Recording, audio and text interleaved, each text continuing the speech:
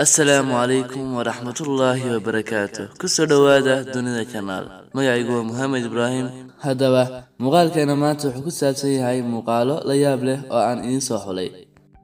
هدي أي تمركي كوجو رسي أصوب وقت كنال كنا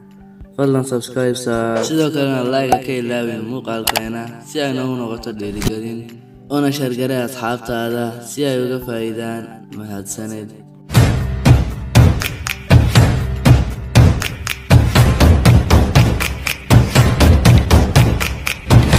wariyaashan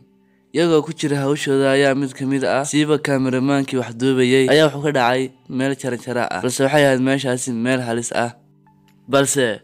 Allah wuu ka badbaadiyay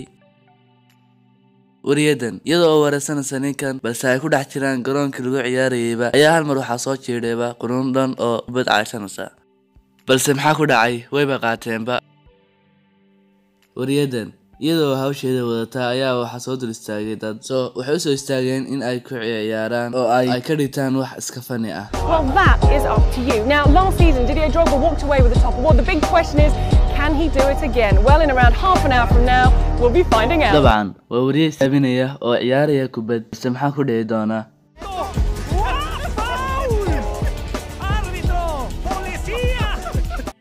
muuqaalka waxaan dhihi karaa waa muuqaalkii igula yaabka badnaa ama ugu fanisanaa muuqaaladan waxay weydiinayaan wariyaashan su'aal balse muxuu jawaabi doonaa ila daawo anigoo kuu furi doona codka. Lo has observado más de cerca, me imagino que ya algo lo conocías. ¿Qué piensas de la Liga MX, de su nivel?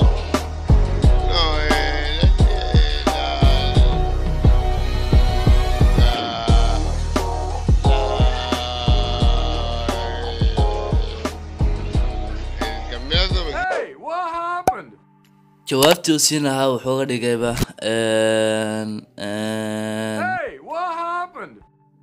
ninkan wariyaha ah isagoo soo gudbinaya war ayaa hal mar wax ay wajiga kaga shubeen dabcan wuu u samray badanaa wariyaasha waxaa lagu yaqaanaa sabarka ciyaaryahannadan iyagoo kubad isku caarsanaya ayaa mid kamid ah mar ayuu xudusha kaga dhacay wariye wariyihii uu dhaawacmay oo waa la qaaday ninkan wariyaha ah isagoo wareysanaya labada nin ayaa hal mar wajiga waxaa kaga dhacay kubad xawli ah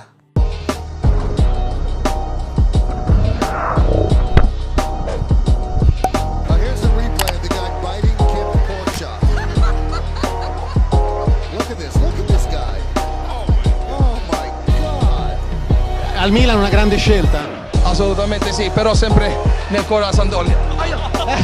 Questo è il colpo di taekwondo di Ibrahimovic.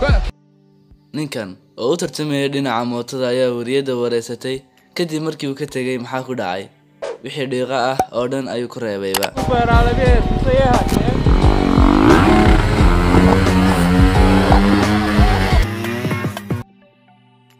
wariyadan iyadoo wareysanaysa ninkan ayaa hal mar waxaa lagu soo tuuray kubad balse waxay ku soo leexatay dhinaceeda ilaahay amarkii uu ka qabtay ma aqaan sida uu ku arkay balse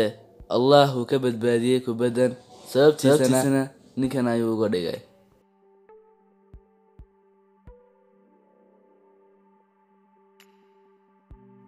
waad ku mahadsantahay daawashada daawatay muuqaalkan fadlan muuqaalkan like saar si uu YouTube-ka isna u faafiyo waad ku mahadsantahay